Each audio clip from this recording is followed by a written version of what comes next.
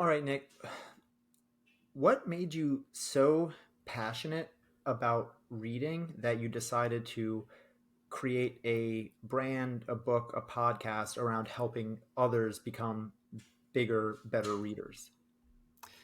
Well, the answer to that question is that books solved almost every problem that I had in my life in a very short period of time and created a sense of fulfillment, removed financial anxiety, built confidence. And so that's why. But here's the story. Here's the backstory. When I was growing up, I was not much of a reader. I was more of the athlete stereotype, not really much of the academic. And that behavior continued with me through most of my college experience as well. I'd rather be in the gym, playing basketball, hanging out at the dining hall, not doing my homework, right? But when I was going into my senior year of college, I took an internship at a local software company. It was a sales internship. And very quickly, my boss, Kyle, took me on a couple of local sales trips, and he would put on business podcasts. And this was a new concept to me. I didn't think business podcasting was cool. I'm like, what's the value in this? That's dry, like throw on some good music. But Kyle was a cool guy. Like he'd go out to the bars, he'd party. He's an easy guy to talk to. And he was talking about the value of listening to these shows. So because I had about an hour commute each way, 5 days a week that summer, I started listening to shows as well. And very quickly, I realized that so many of the successful people being interviewed gave at least some credit for their success to the books that they were reading. And so I'm over here like deliberately choosing not to read and also deliberately choosing to live under my potential because the successful people I want to be like, they're recommending books. And I'm over here like, you don't need books to be successful. So I sucked that up for a minute. I went to my local Barnes and Noble, grabbed a bunch of books, and the rest is history, man. It's like with precision, every single time I face a problem, I can find somebody else who already solved it, read and implement the book, and it's like magic. Yeah, that's amazing. It is like magic, and it's interesting. Just you telling that story is so almost exactly like my story with reading and with everything. It was the same exact thing. I was not a reader growing up. I didn't read. I say often, half braggingly, but also kind of ashamedly, that I didn't read a book from the time I was about 15 to about 28. Like literally through high school, through college, like I made it a point to be like, I don't need to read that book, even when a book was assigned to me in a class or something like that. Like Same, yeah. I like made I was like proud that I didn't have to buy any of the textbooks for my college courses. I was like, I'm not wasting money on those books. So I literally did not read. And then I got a job as a personal trainer, and my manager at the time, his name was Chris. He actually gave me a CD of Brian Tracy. And Brian Tracy is, the sales guru of all old time sales gurus, and it was one of his books on CD. And I started reading that. And then one of the guys at the front desk at my gym gave me the book Think and Grow Rich. And Think and Grow Rich is also, it's one of those that like the OG of OGs. It's written in like the 1920s or something like that. And I'm like reading this book, and I'm like, this could have been written today. This was like 2013 or 2015 or something like that. It's like, what, like, and he's talking about all of these things that are just like, making your life better and surrounding yourself with the people that, will build you up, and all of these principles. And I'm like, okay, like there's another way out there to live. Like it's not just work to party to drink to work again to make enough money to then go drinking and partying. It's like, yeah, I can live like that, but like maybe there are other options. So that this book, Think and Grow Rich specifically, really opened my mind to it. And that's what kind of got me on a tangent of diving deeper into that style of, what I call personal development books. I don't like the term self-help, personal development.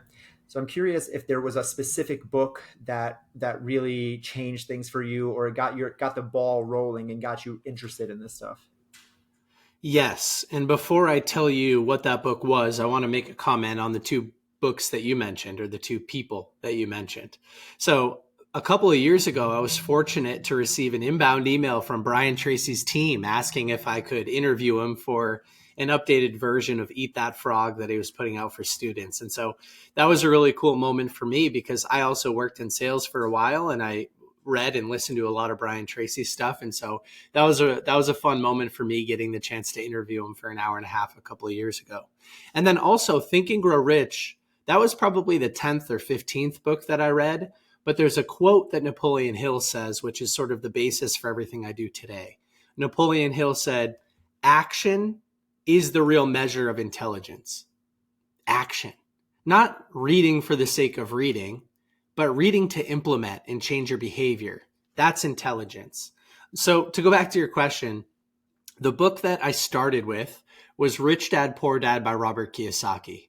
And very quickly, I mean, like within the first couple of pages, I'm like, okay, this is my new identity because it unlocked so many different pathways, so many different potential futures in my life that I was previously unaware of. And so I owe a lot to that book. I mean, I was a business student that didn't know anything about money. I would shy away from conversations about investing or financial literacy related topics. And then I went back to school after that summer internship where I developed my passion for reading, and I was leading those conversations. So if you can overcome an insecurity for $20 in a few hours of your time, why wouldn't you just do that again with precision, like shot, just remove all of them?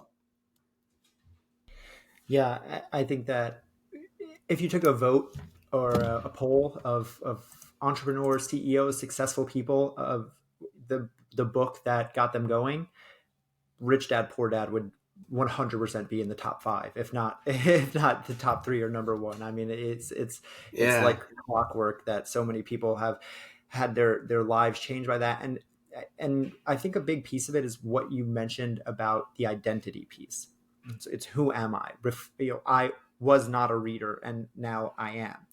And James Clear talks about this in Atomic Habits, right? When you adopt an identity, it makes you that much more likely to pursue the habits and the routines that a person with that identity would do. So I'm curious, when you read that book and you said like it changed who I am, was that I became a reader? Was that I became an entrepreneur? Was that I became interested in money? Like, what was the first shift? Well, we can explore it in real time. I don't know if I've ever articulated what the first shift was before. When I went to Barnes & Noble, I had a list in my hand, and it had 5 or 6 books on it. And I found all 5 or 6 books. One of them was Rich Dad, Poor Dad, because so many of the people being interviewed on these podcasts that I was listening to, they were giving credit to Rich Dad, Poor Dad for starting their journey. I also grabbed 4 or 5 other books that I just saw. I was like, whoa, that's a cool subject. I didn't know people have written about this before. And when I was checking out at the register, they said, would you like a membership card? And I remember thinking, at least now I can articulate this part. I remember thinking, well, a reader, somebody who's serious about personal development, they'd have a membership card, like a discount card.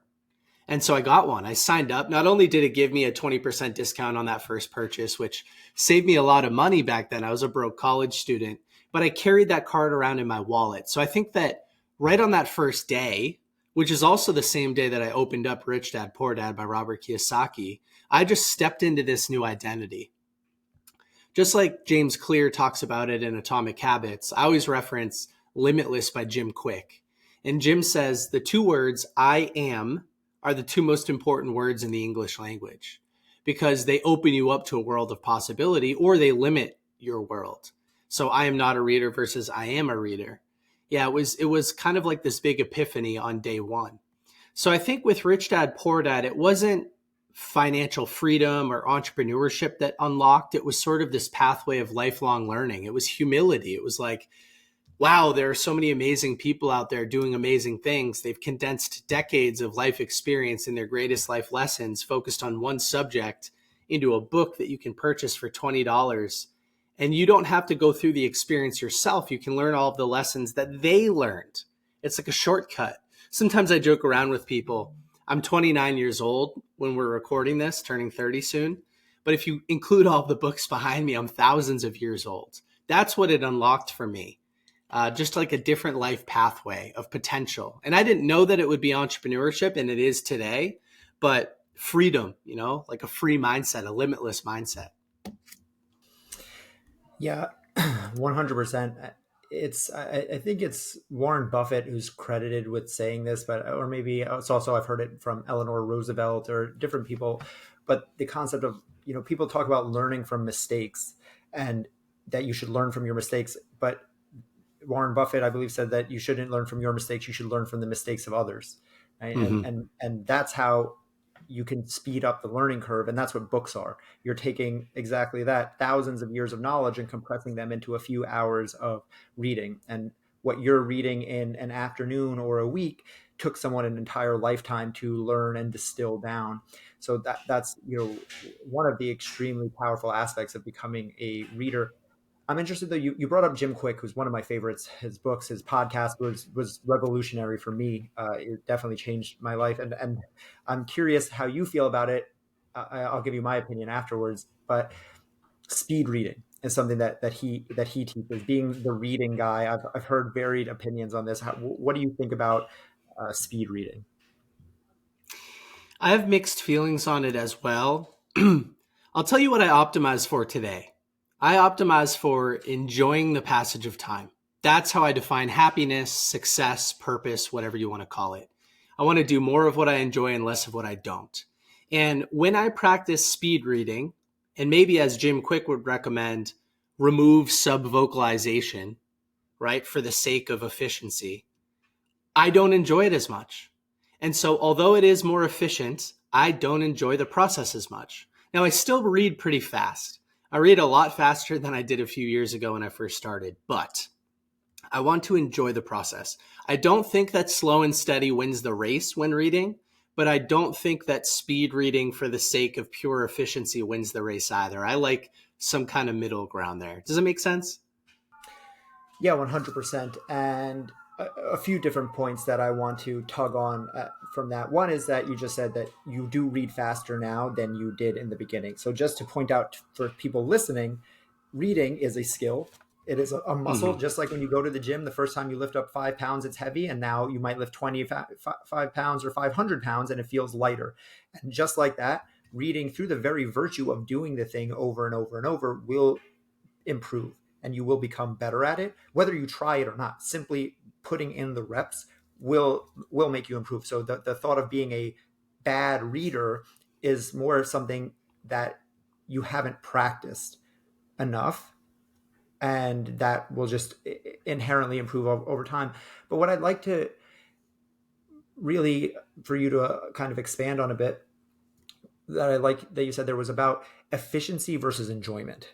And this is a big one, especially again for me personally, because I get caught in the trap of I read a lot, but it's all in that, again, personal development, self-help, nonfiction world.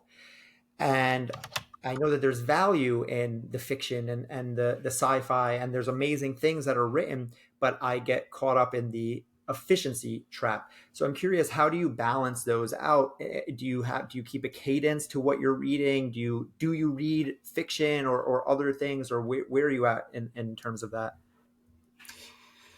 Well, I've sort of designed a life where my full-time job is sort of reading. I say that a little bit tongue in cheek because that's not technically my full-time job, but it's a part of what I do. So I have a lot of space and time to read. And I like to kind of, again, it's not slow and steady, but it's a joy-filled pace for me. Jim Quick has a metaphor in Limitless where he says, imagine you're driving through a neighborhood, but you're going really slow. As a result of driving slow, you have the ability for your mind to wander a little bit, to notice the landscaping, the houses, the cars in the driveway, etc. But if you were driving really fast, you don't have the ability to focus on those things. Your eyes are glued to the road.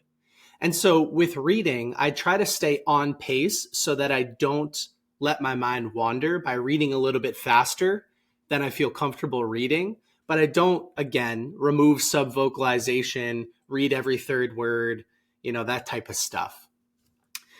We actually interviewed Howard Berg on our podcast, and Jim. I think they were back-to-back episodes. Howard Berg had the Guinness World Record for speed reading at one point, and he has a crazy system. But again, I don't want to lose the joy.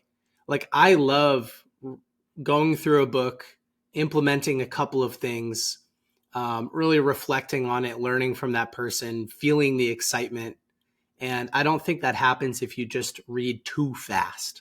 Like, I want to create space in my life to enjoy the book and use the book. So also, I don't really read much fiction. Like, I genuinely enjoy reading nonfiction. I think I'm going to be forever curious about a million different subjects. And so most of what I'm reading, which is about 100 books a year, which I know sounds crazy, but again, I kind of do it full time, is, I don't read a lot of fiction. It's mostly nonfiction, personal development type stuff. Yeah, I mean, I'm in the exact same boat. I've been on pace to read 100 books a year for like the last 3 or 4 years, and usually that's about 95 nonfiction and 3 to 5 fiction books that I kind of shoehorn in there and sometimes those fiction books are like The Alchemist or like Yeah, same here. by Brendan Burchard that are kind of like, it's like an allegory, which is still the same type of thing. So I'm right there with you. Yeah, to me, it's always like there's so much I want to learn. I could read a book a day for the rest of my life, and I wouldn't even crack into a percent of the knowledge that's out there. So it's hard for me to look at anything else and like not be so. There's so many interesting topics, and that's another thing where people talk about like not being readers. It's like, have you really looked? Have you looked at what's out there? Because if you search, there's something that you're interested in, that there's a book about that, like you said, you could be better at simply from the virtue of dedicating just a little bit of time. And that's something I wanted to, you've mentioned the word a few times already, implementation and action. And your book is called Rise of the Reader, Strategies for Mastering Your Reading Habits and Applying What You Learn. So what I want to talk about is the application there, the last few words there: application, implementation, action, all kind of the same. How important is that piece, and what made you want to, pour that on so heavily right at the end? I think it's the most important piece. So behind the scenes, I've been reviewing books on social media for a long time, since 2017, 2018. And as that community has grown, we now have about 150,000 followers on Instagram and maybe another 50,000 on other platforms. As that community has grown, I've answered the same questions hundreds and hundreds of times. People will reach out, "Hey, Nick, how do I choose the right book? How do I take great notes? How do I retain more from the books I'm reading? How do I implement more? How do I take better action?" And that's the piece that I started to specialize on, because I think my magic in life is action. That's sort of my one word. I think all progress comes from taking action, not just thinking about taking action. There's a lot of great quotes around this. So as I started to analyze my own behavior, I started to realize that I was doing things most people don't do. And I'll give you an example. And there are dozens in the book. But each time I open up a new book, I set a SMART goal for the book.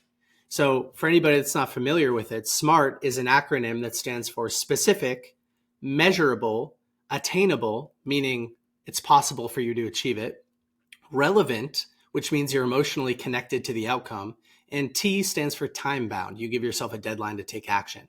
So if I was going to read a book like, we could talk about one of the ones, Rich Dad, Poor Dad by Robert Kiyosaki. Nowadays, I don't just open the book and hope that it's going to change my life, right? I'm not optimizing for finishing the book and checking the box. I'm optimizing for action. So I'll set an actionable goal, a SMART goal, something like find and implement at least 2 new financial literacy strategies by the end of November, or something like that. And so I'm baking in action as part of that process. That goal is specific. It's measurable. Did I find and implement at least 2 things? I know whether or not the book was successful for me. Attainable. I didn't say make $1 million by the end of November. Just find and implement 2 new financial literacy frameworks or strategies. It's relevant to my life. I'm emotionally connected to the outcome. I'm not reading for the sake of reading. I'm reading for the sake of taking action and improving my life, solving a problem, developing a skill, closing the gap between where I am now and where I want to be in life.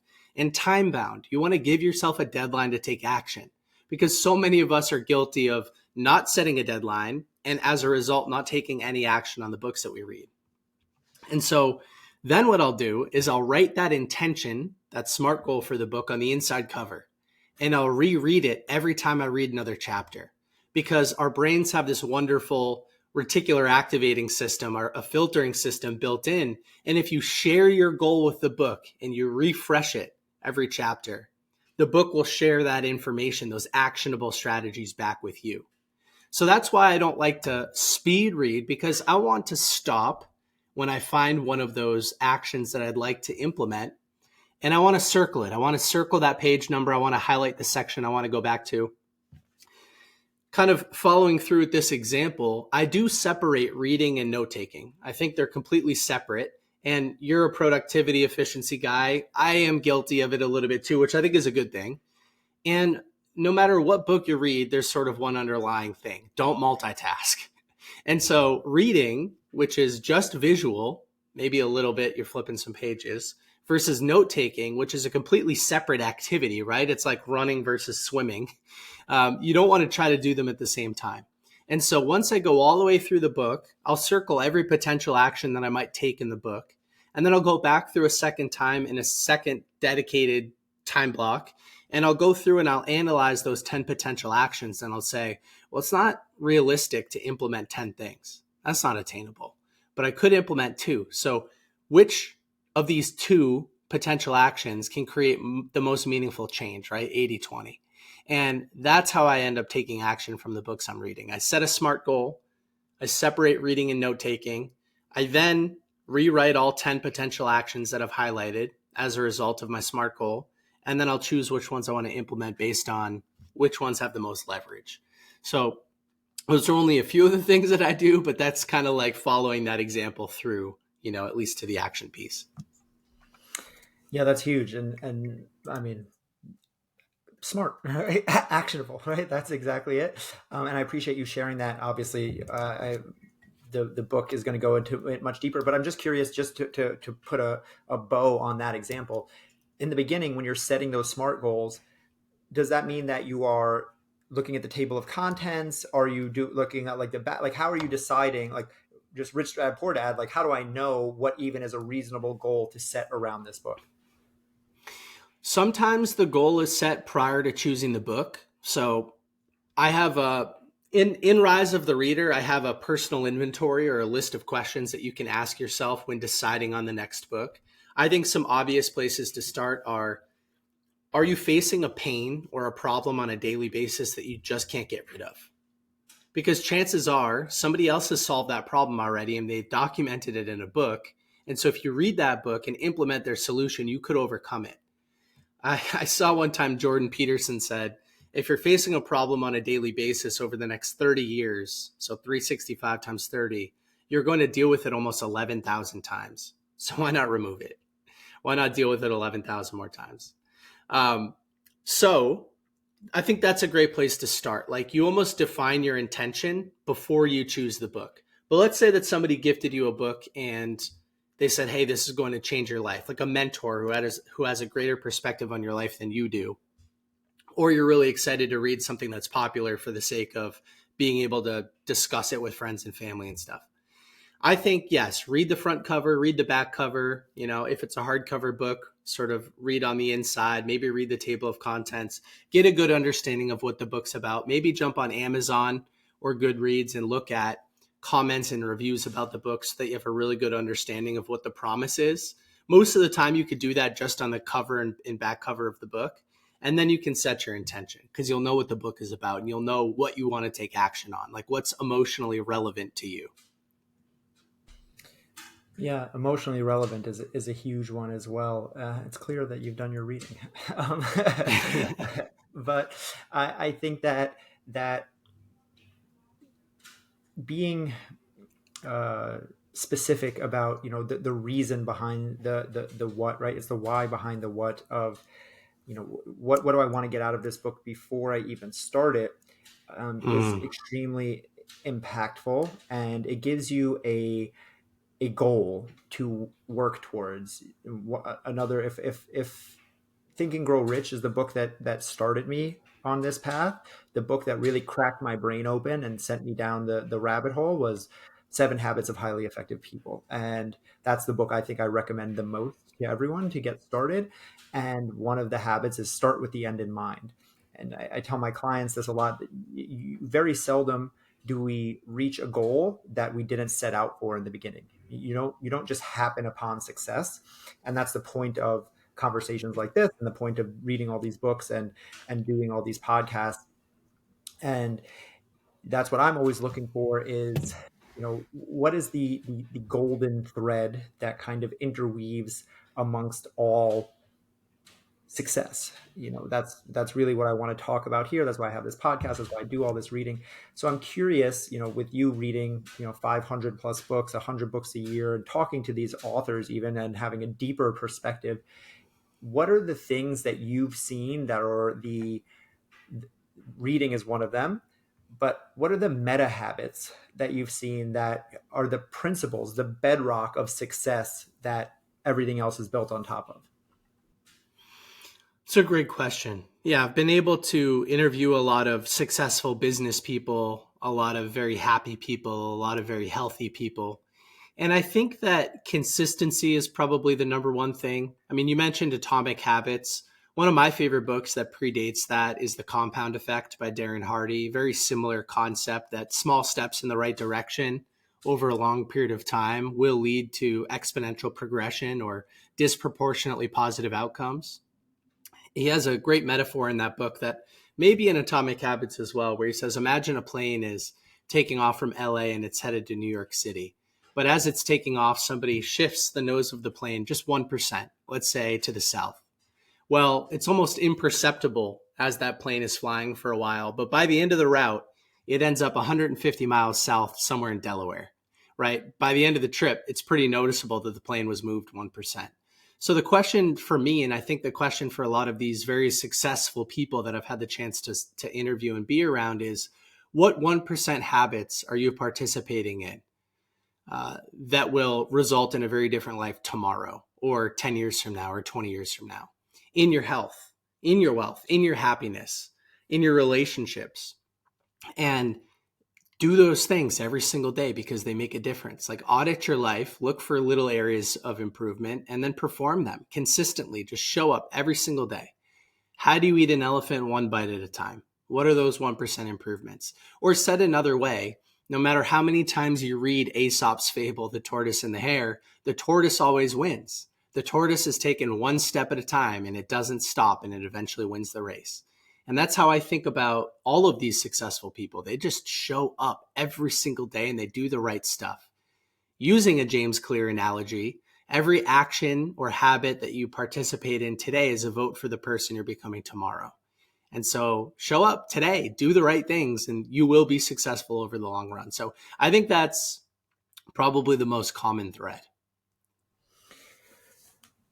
Yeah. And in that, I always say it's funny, right? We all know consistency is key, right? That's what every person will say that. It's like, but the challenge becomes, how do I be consistent, right? There's no pill for consistency. There's no magic. It's, you want to say it's discipline. You want to say it's grit. We have all these buzzwords, and there's no easy answer other than what you just said, which is just show up. When it's easy, show up. And those are, I call those gimmies, right? The days where you want to show up, when you want to do the thing, when you want to work out, when you want to read, when you want to do your business, like, it's like, love those. Those are layups. It's, do you show up on the days when you don't want to? Can you show up on the days when it's raining outside and you have to go do a 5-mile run? Can you show up on the days when you're supposed to read for 20 minutes, but a new episode of whatever show just dropped and everyone's going to be talking about it tomorrow? So it's doing it, doing the work, not just when it's easy, not just when it's convenient, but doing it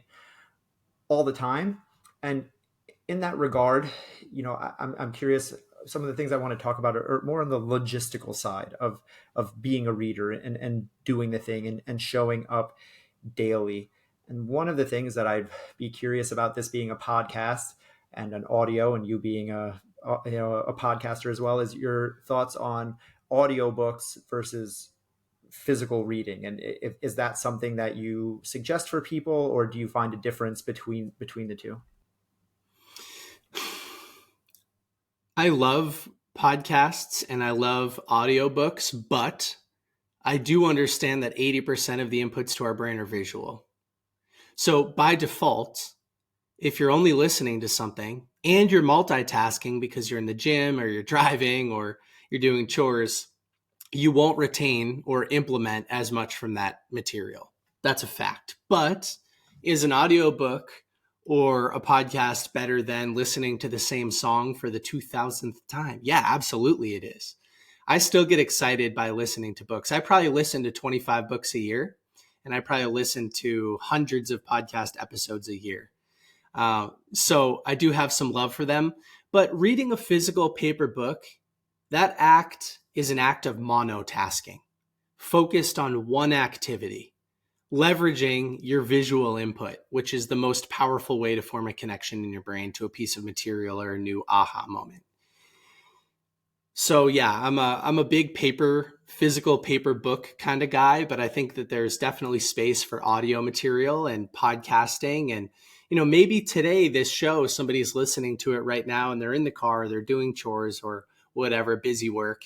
And they say, hey, you know what? I do want to pick up a book. Like, you can still take action from information that you're only listening to, especially if it's new and fun and different. But you are at a disadvantage if you're reading the same material versus just listening to it. I think the best scenario, which I recommend in the introduction to my book, is actually reading and listening to the same material at the same time. That's a fun life hack.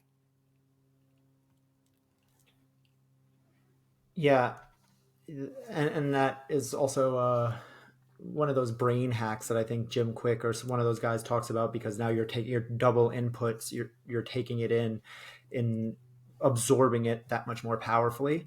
And yeah, I'm a big on, realistic versus optimal, right? So for me, for listeners, Yes. it's about what is going to get you there. And like, we can talk about that reading a paper book is optimal, which I do agree, obviously, for all the reasons that you just said, right? Like, there is a literal difference of how it interacts with your brain. You feel the pages, it smells good, it gives you a more visceral response, right? You'll remember where you sat and read something for the first time.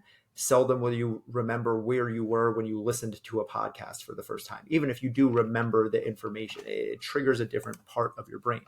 But at the same time, if you're someone listening and you're going, well, I'm just not going to do that, I'm not going to read for whatever reasons, but I will listen to an audiobook version, or I will listen to a podcast of Nick talking about the book, then that's a great place for you to be. So I just, for anyone listening, I just don't want people to think that there's any standard that you have to be held to or anything like that.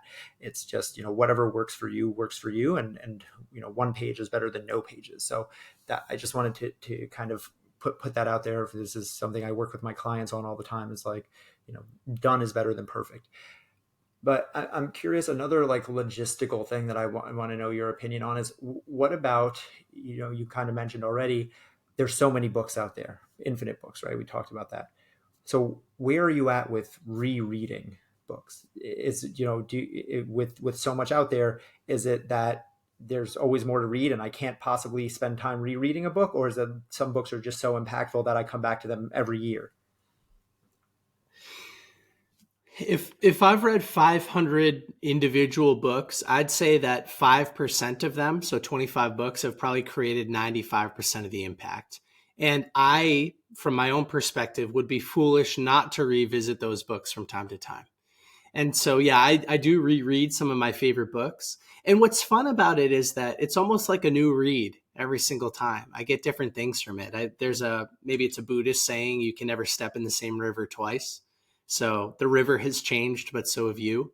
And I think you can never read the same book twice, not because the book has changed, but because you've changed. You're reading with a different perspective. And so some of the books that I've reread the most include Atomic Habits, The Compound Effect, The 4-Hour Workweek by Tim Ferriss, $100 Million Offers by Alex Hormozy, The Alchemist by Paulo Coelho, The Go-Giver by Bob Berg and John David Mann, The Almanac of Naval Ravikant by Eric Jorgensen, because those books have created such a big impact in my life. And there's a good mix of revisiting material that you already enjoy versus reading something new, which is unknown and different. So there's that question. And I'll throw one other perspective out there. When you're first starting out and you're brand new to the industry and you're just starting reading, I say read as many books as you can on as many different subjects as you can, and don't worry about implementation. Don't worry about rereading the best books. Don't even worry about going deep. But as you start to understand the world of personal development, what's out there, what solves problems for you, what skills you want to develop, then I think it's important to become a little bit more selective over time, to reread material that you know is important and to go deeper on subjects that matter more to you. And so like Alex Hormozy, for instance, would say, it's better to read the same book 100 times than 100 different books. Yeah, once you have context for what's important to you. So read a ton of random stuff at first, read all the bestsellers, they're bestsellers for a reason, and then get a little bit more narrow as you develop. I think that's a great point. And another thing that makes me wonder, in your opinion, on is,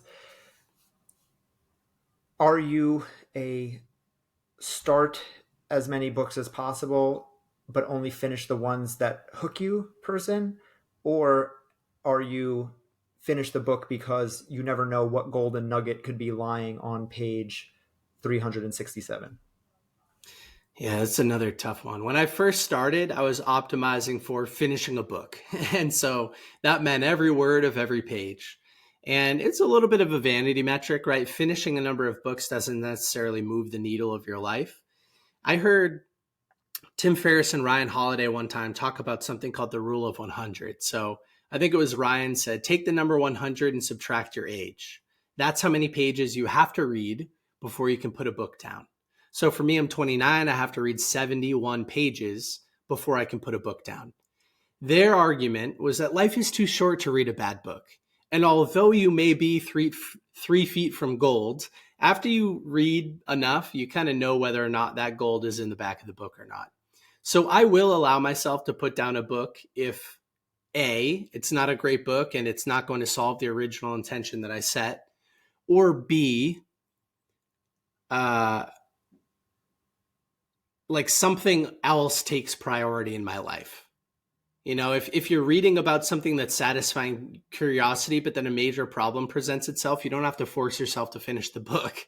I think that you can reprioritize it to the back of the list and deal with something a little bit more urgent. So that's how I think about it. Yeah, I think that's quite fair. And it is exactly like you said, vanity metrics. You know, I get caught in them too, right? Like when I read 100 books, I was proud. I was like 100, triple digits. Like, what does that mean? Did I implement, as to Alex Hormozy's point and your point, would I have gotten more for my life if I would have read 10 books and spent more time implementing them? It's quite possible and probably probable that would have been the better route for me. And I think that, like all things in life, it's finding that middle ground, and it's not as simple as one or the other. It's the gray area that we have to be comfortable with, the ambiguity. So as we start to kind of wrap up here, I'm curious, obviously, just from talking here, anyone who isn't already going to put your book in an Amazon cart is crazy, because there's and just in this conversation, I'm already a big reader, and I've gotten some great takeaways and tips from you, so I'm really appreciative of that. But I'm wondering, what are some books that are maybe you're currently reading, or some that you've read in the most recent months that have really stood out to you, that you're just like, this one is, on that list of The Compound Effect, Atomic Habits, Think and Grow Rich, Rich Dad, Poor Dad, like I'm putting this up there on that list? Arnold Schwarzenegger just put out a brand new book about being useful, and it's a fantastic read. Arnold has the greatest dream to reality ratio out of anybody that I've ever seen. He went from growing up in rural Austria in a house that had no plumbing to the world's most successful bodybuilder, at one point the highest paid movie star, business owner, and then running one of the largest standalone economies in the world as the governor of California. So that book is all about, again, being useful. I think it has 7 kind of core messages, and they're all very, very, very good. So I highly recommend that book. Elon Musk by Walter Isaacson. Walter Isaacson's one of my favorite biographers, and he just put out a book on Elon Musk, sort of detailing childhood up until modern day. And it's fascinating to get behind the scenes with somebody who's creating such a wildly big impact on this planet. So whether or not you like Elon as an individual doesn't matter. There's a lot that you can learn from somebody who's running SpaceX, who's running Tesla, who's running X, Twitter, whatever you want to call it. Tesla has Solar City, and they're building robots and all sorts of other things. And and there are plenty of other companies that he's involved with. But it's just fascinating to see what a human being is capable of doing as a standalone person. And a brand new one that I'm just getting started with is The Daily Pressfield by Stephen Pressfield. So your audience might be familiar with something like The Daily Stoic by Ryan Holiday or The Daily Laws by Robert Greene. But Stephen Pressfield, absolute legend in the nonfiction personal development, but also fiction space, just put out a brand new book that has a daily lesson about overcoming resistance and taking better action in your life. And so I'm excited about that one too. Yeah, I've just added all three of those to my list, so I appreciate that. And I do love a good daily reader. I have the Daily Stoic and the Daily Laws both next to my bed, and Stephen Pressfield is probably the number one guy of all the number one guys in that world. So The War of Art, for anyone who hasn't read it, whether you're an artist or not, is a life-changing book. I don't think there's anyone who's ever read that book and not come out with an altered perspective on their life. So to me, that's one of my, I keep a list of, when I read a book, I kind of have a little ranking system of like how, likely I am to recommend it to others or reread it myself. And it's like some books I put on a list of like must read for all humans. Like, I just think that Yes, the human race would be better if every person read this book. And, that's on my short list. So I appreciate you throwing those out there. The last question that I have for you, Nick, it's the same question that I ask all my guests. And it's simply, if you had one action step, we've talked about taking action already today, one action step that listeners can take right now, as soon as this episode ends, as soon as they take their headphones off, to start living a happier, healthier life, what would it be? it would be to buy a gratitude journal that asks you to write 3 things every single day that you're grateful for. And I could have said read for 15 minutes a day, but I think gratitude is more important than reading. At least it has been in my life. One of my favorite quotes is from an Indian monk named Gaur Gopaldas, and he says that it's not happy people that are grateful, but it's grateful people that are happy. Gratitude is the input. Happiness is the output. Gratitude's the action step. And I think the simplest way to show up every single day and practice gratitude is just to write 3 things that you're grateful for. And that can happen in one of these simple little journals. I love that plot twist. You didn't say reading and you said writing. Yes. I appreciate that.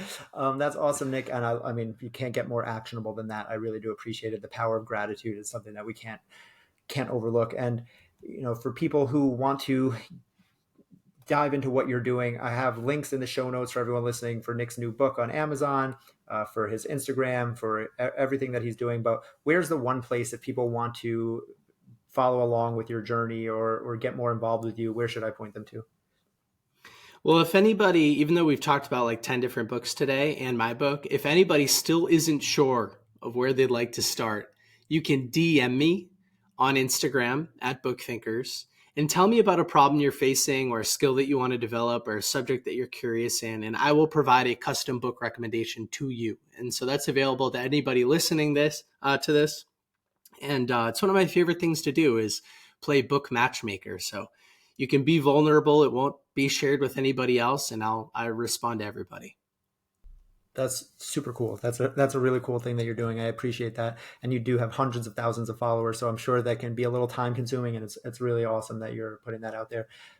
Well, Nick, thank you so much for your time. Thank you for being here. I really did enjoy this. Yeah, thank you, Paul. I really appreciate the opportunity, and it's cool to meet somebody else who's equally as passionate about reading. Thanks. I appreciate that. Have a good day.